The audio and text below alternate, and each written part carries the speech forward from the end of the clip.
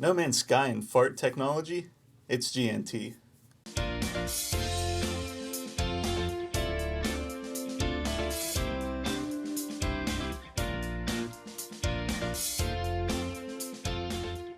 Welcome to GNT, your one-stop shop for video gaming news and whatever else we want to talk about.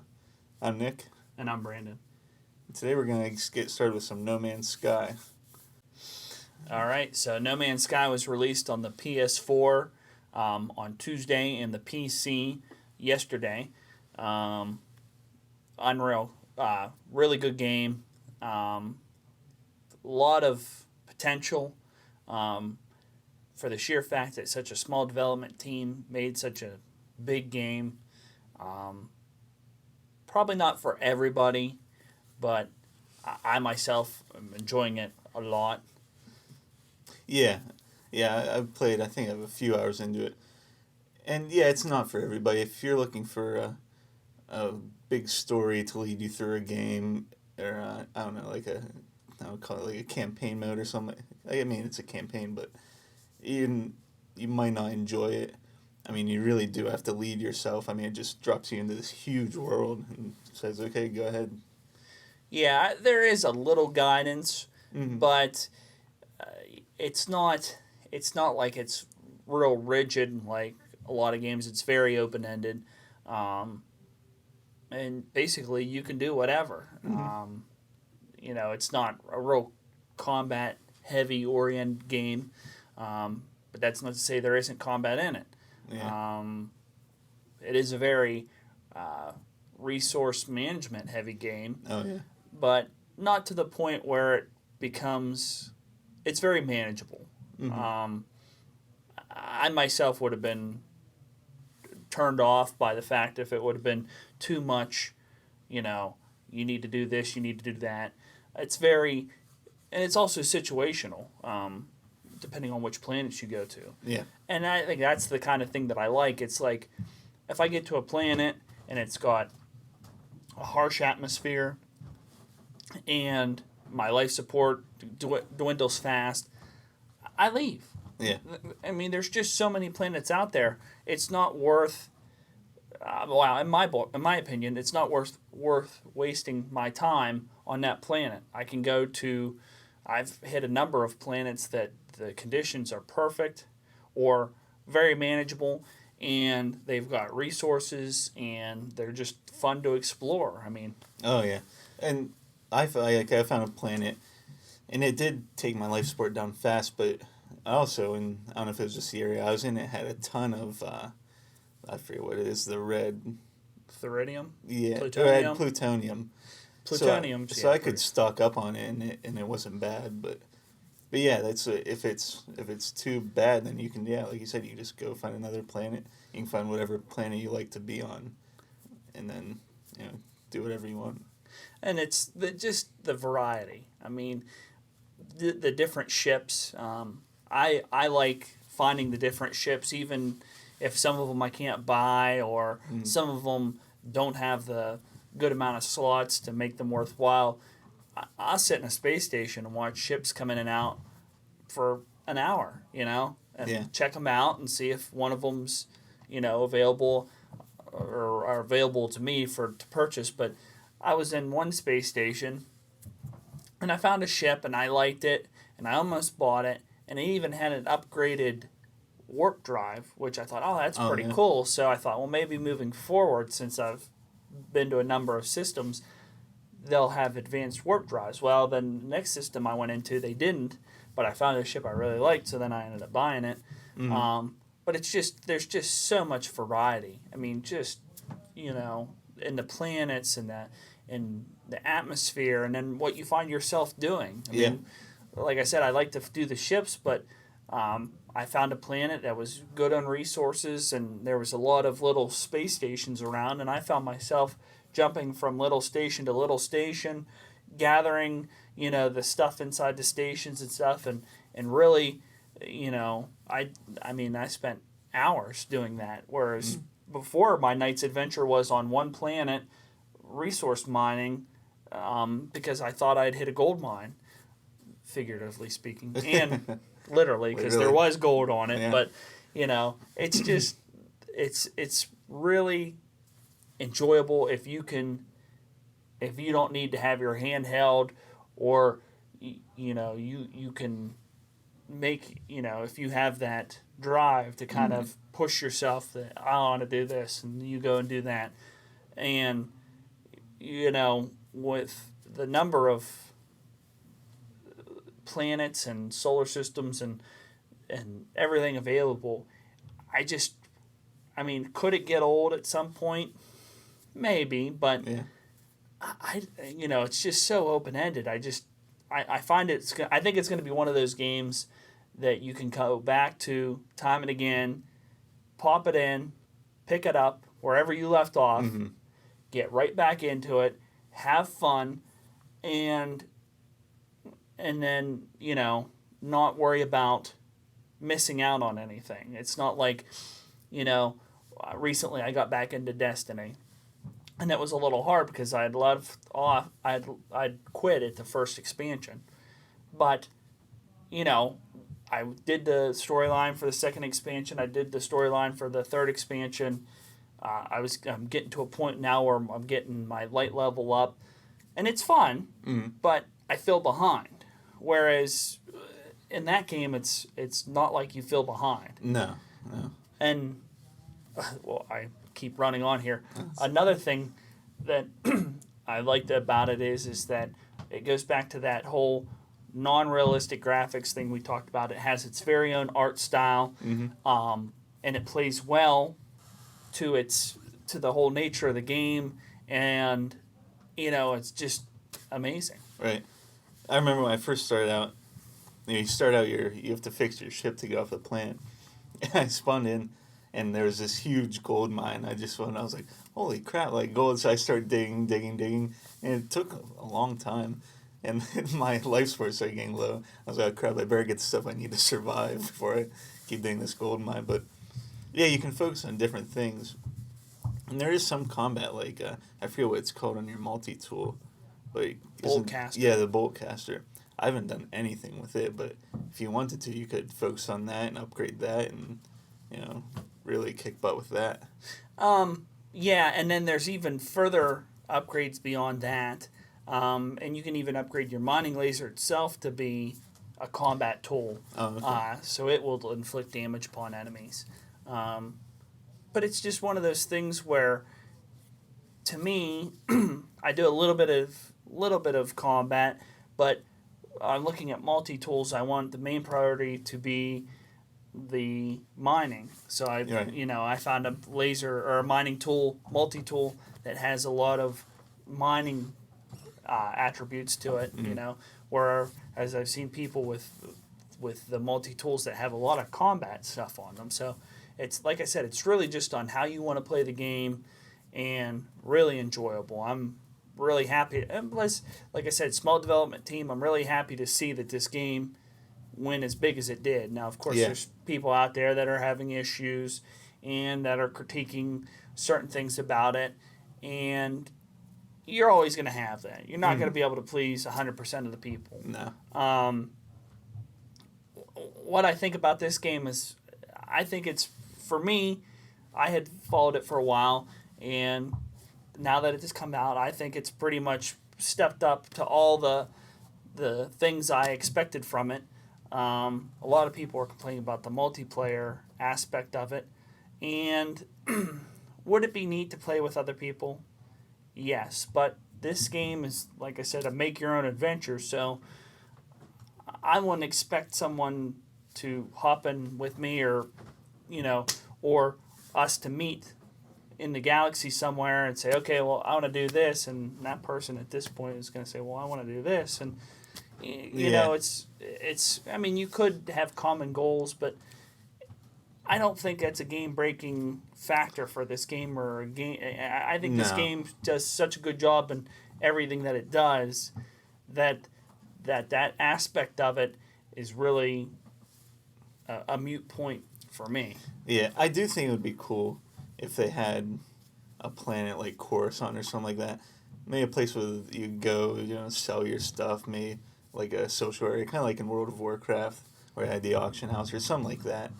But the thing is, it's you also like I was saying, well, could you warp there? But like I wouldn't like that because it would be cool if it was like towards the center and you could go like way out, in the as far as you want way out to the in the universe, or to unexplored areas. So I don't know, it'd be tough to do, but I don't know. I think something like that could be interesting.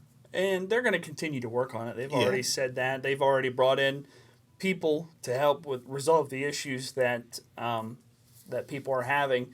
They've brought in a number of people to, and more than the staff that built the entire game. So they are going to, you know, work to resolve these things. I think their number one goal is to make sure all the players have an enjoyable experience.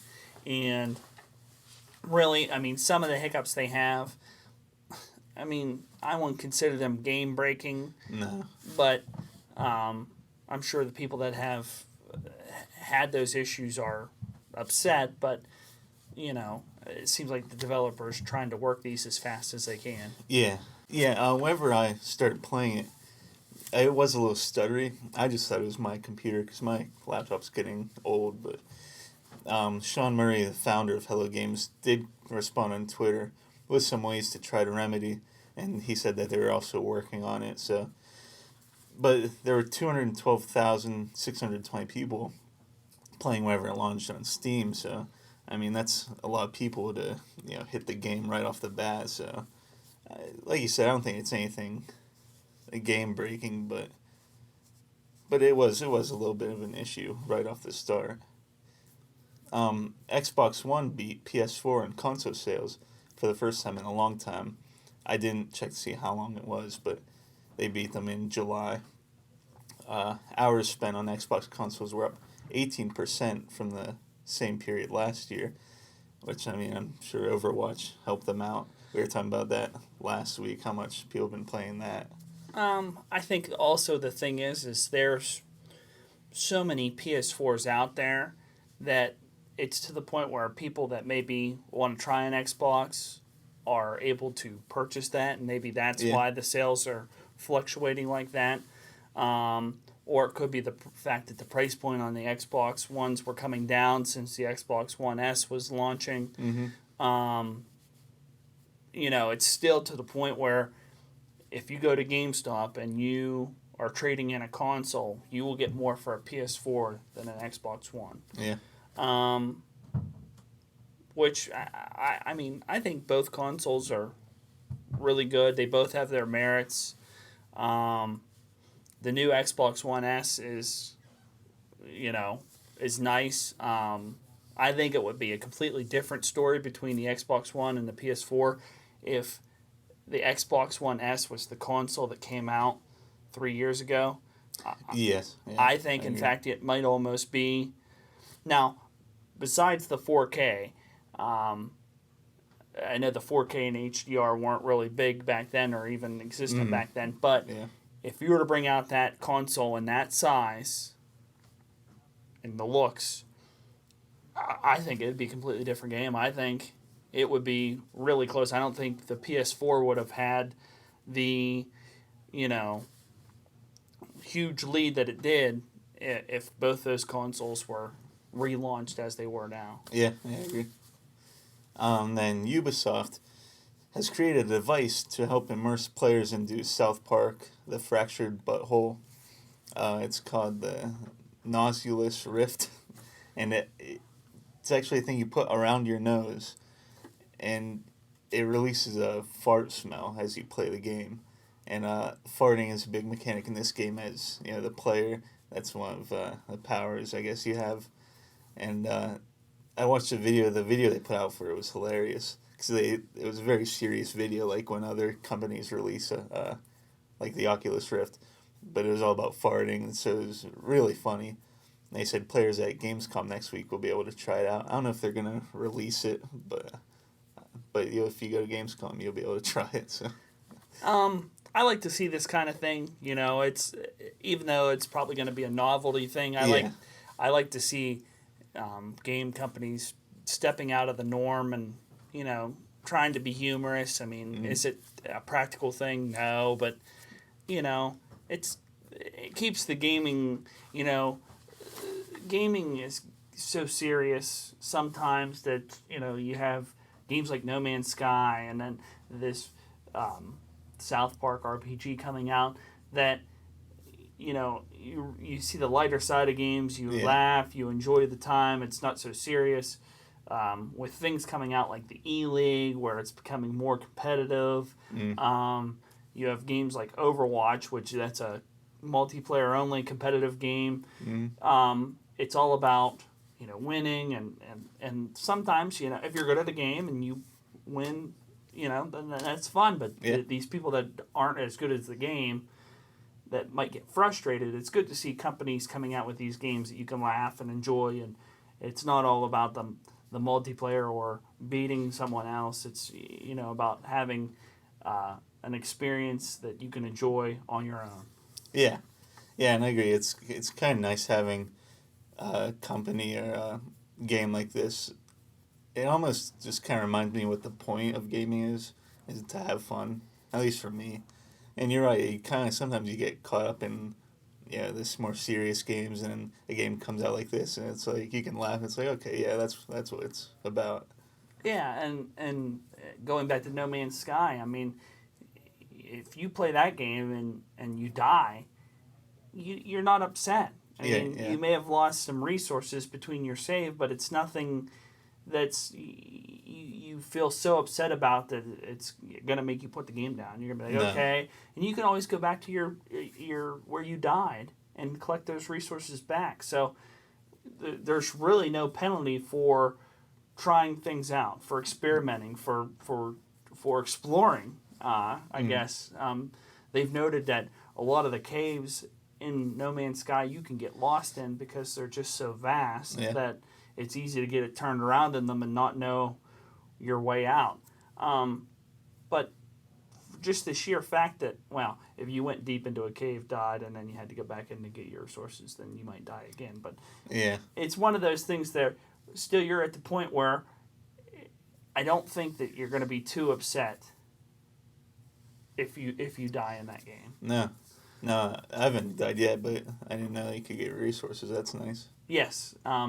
What'll happen a lot of times is like when I'm leaving a planet's atmosphere and I've got a full load of stuff that I want to sell or something, you'll get a hostile scan, and then enemy ships will spawn or warp in, and they'll try to attack you and take your stuff. Okay. And for the most part, it's not too hard to take them out.